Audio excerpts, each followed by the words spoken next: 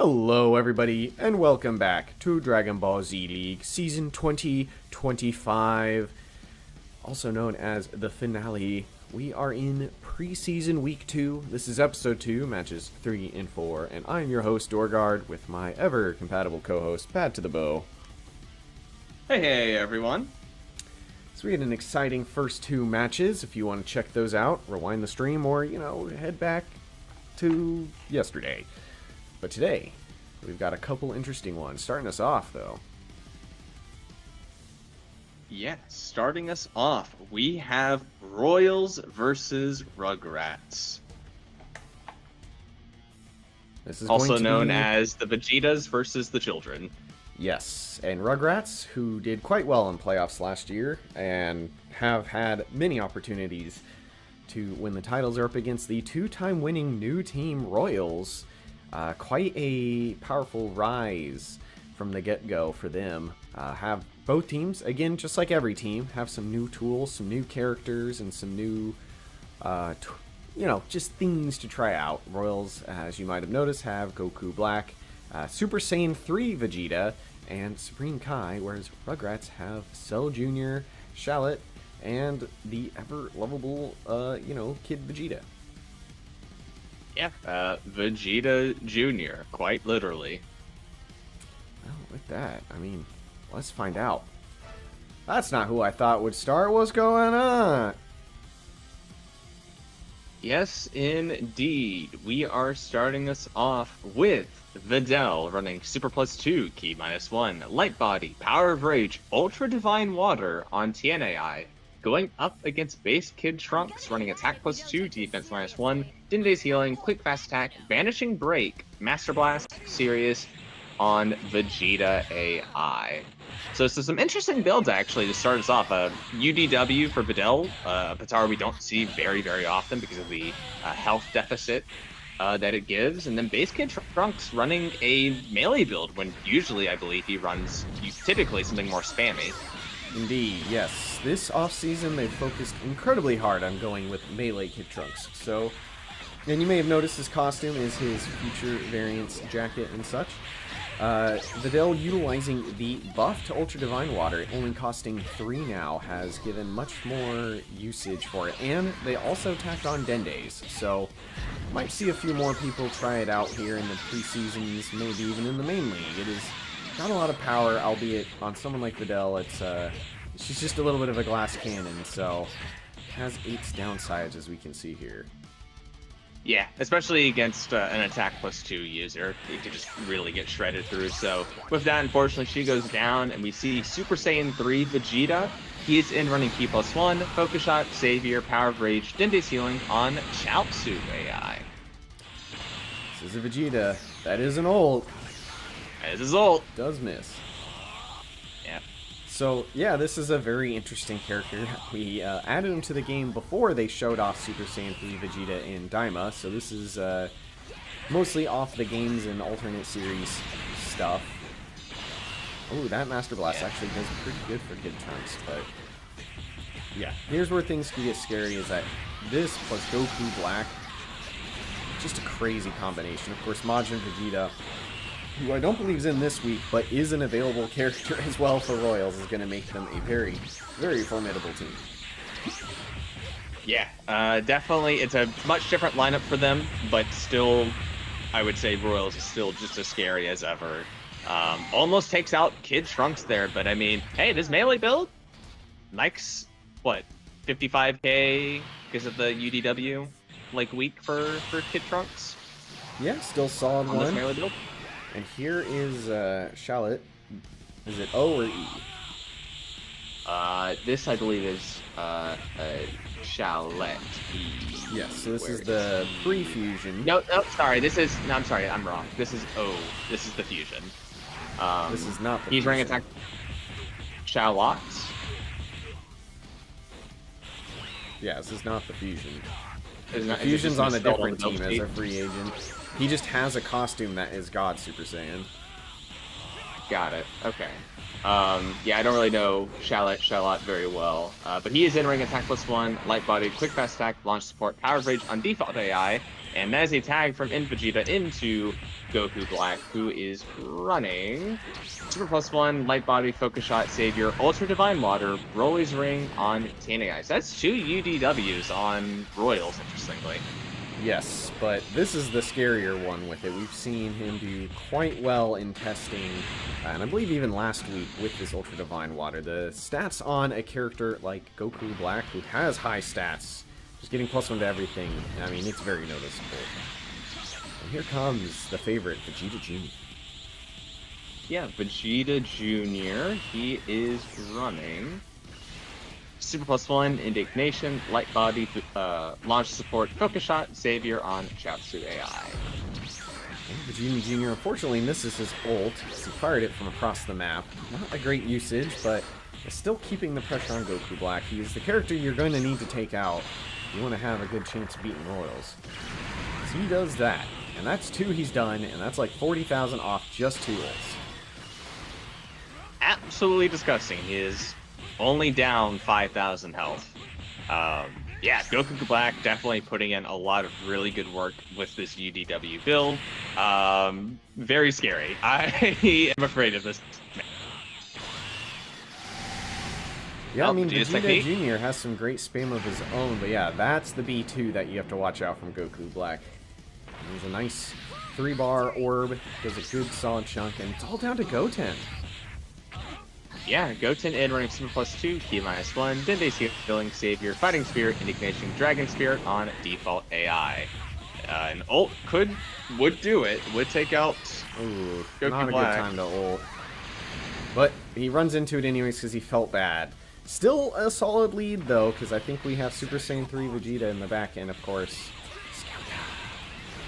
Yes, Scouter, who is running actually Master Roshi's training on their team. So he's in running Attack +1, Serious, Quick Fast Attack, Master Roshi's training on Trunks AI.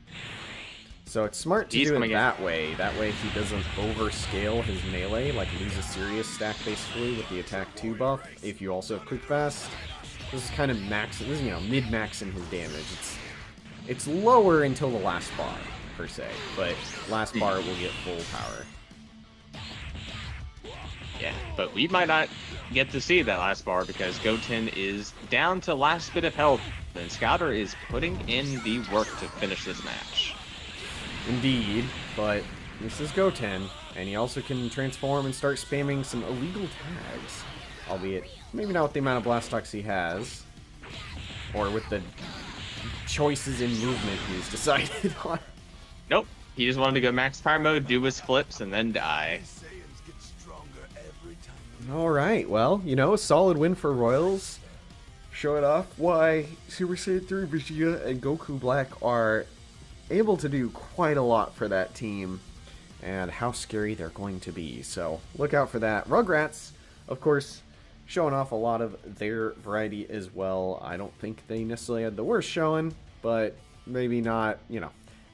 You can never be happy when you take a bunch of ults from the opposing team, right? Yeah, definitely not a bad showing from Rugrats, just a good showing from Royals, I would say.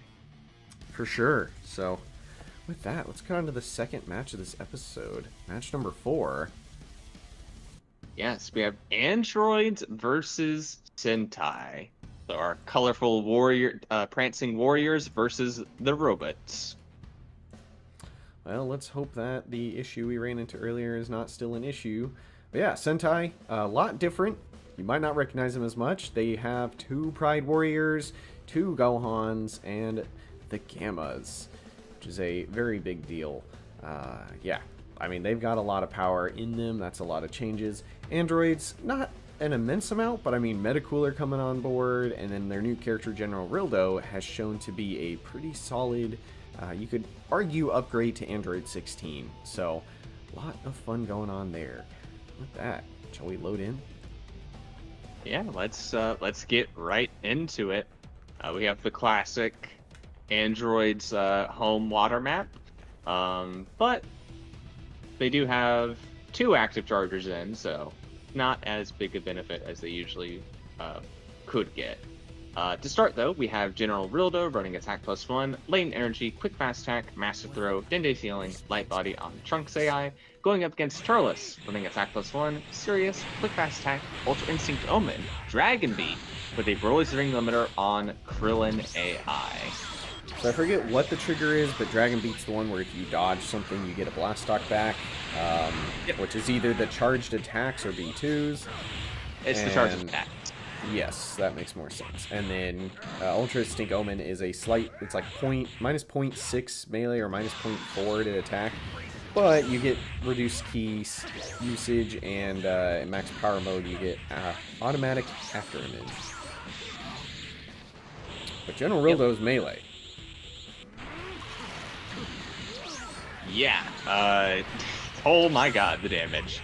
Yeah, Turles is, he's kind of getting cooked right now, I'm gonna be real.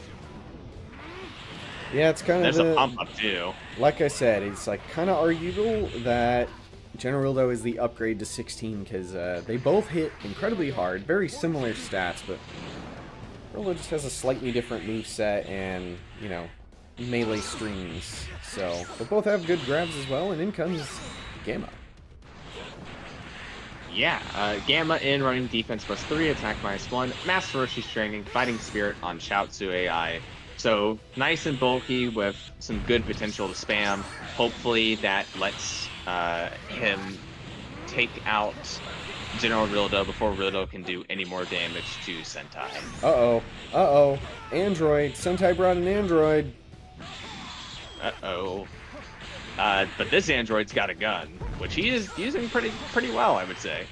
He's a force multiplier. We have to keep our ad revenue going. That we don't have, because we choose not to. Yeah, and we are seeing Gamma putting in the work. Rildo almost taken out. Just a little bit more. And Kicks, nice grab. This will do a good chunk of damage. I mean, look at that. 4K grab. He goes down, but that's like a 50K performance, so... Yeah, Actually, it's nearly a 60K performance, because Master Roshi's training. Yeah, a very good showing from General Rildo, and now we have the FA Kefla coming in. She is running Key +2, Super -1, Fighting Spirit, Indignation, Launch Support, Savior, Quick Fast Attack with a Broly's Ring on Chaozu AI. So, an FA not allowed to go Super Saiyan. That is a fusion-only form. And as the characters are separated, don't expect to see it this season unless it's in a special event. But, ooh, max power mode from Gamma. It would do a lot, but he's choosing to, you know, pull out his gun. He opts for gun, gets some damage, and then goes down. At least he hit. At least he hit. That is important.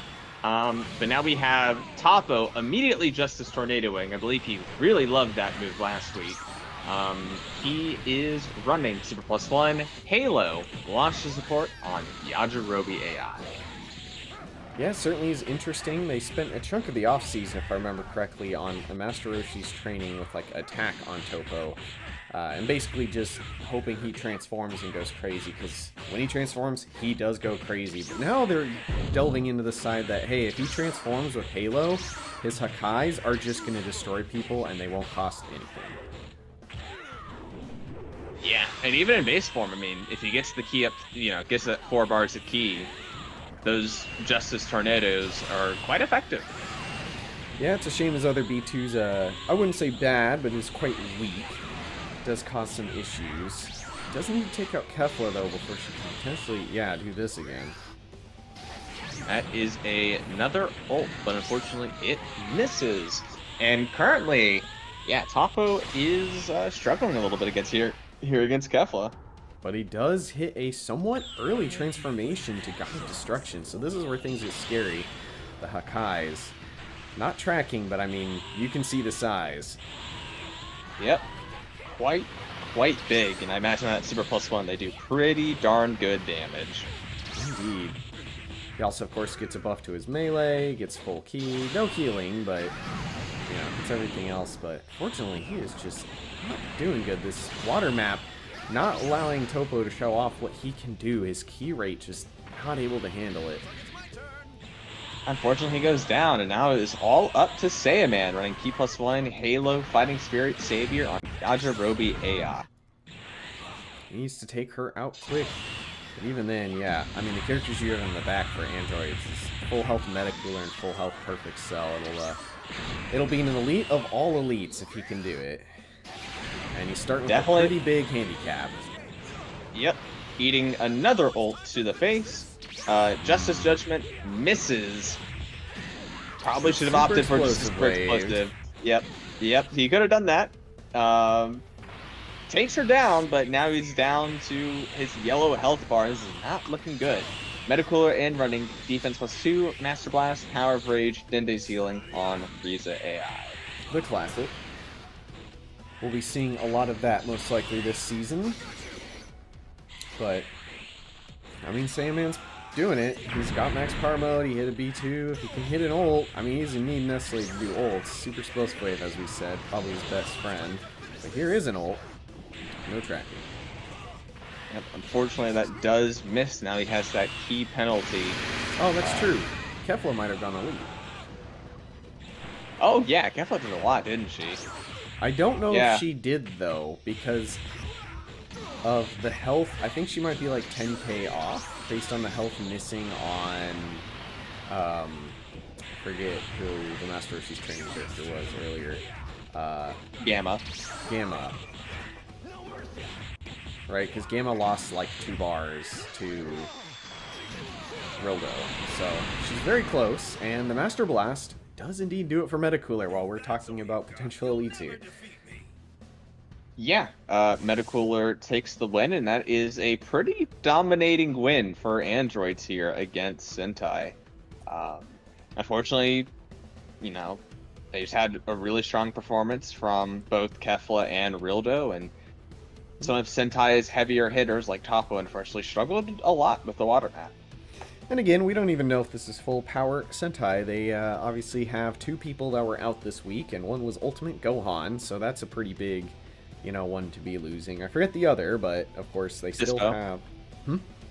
Dispo was the other character that was benched. Yes, Dispo, who we've also seen can be quite solid, so... You know, they took their beats, but... Still, I mean, I think the most important thing to note is that the free agent from Androids is really showing out and going to be doing a lot of work this season. So, indeed.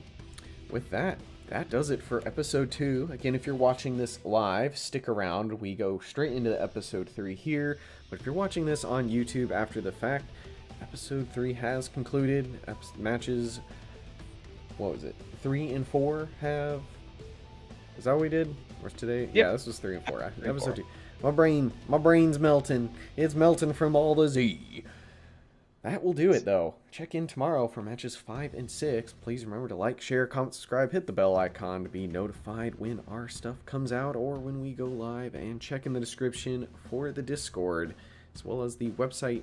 Both very valuable for getting more into the league, learning more of the league, and of course joining the community. With that, I've been Dor.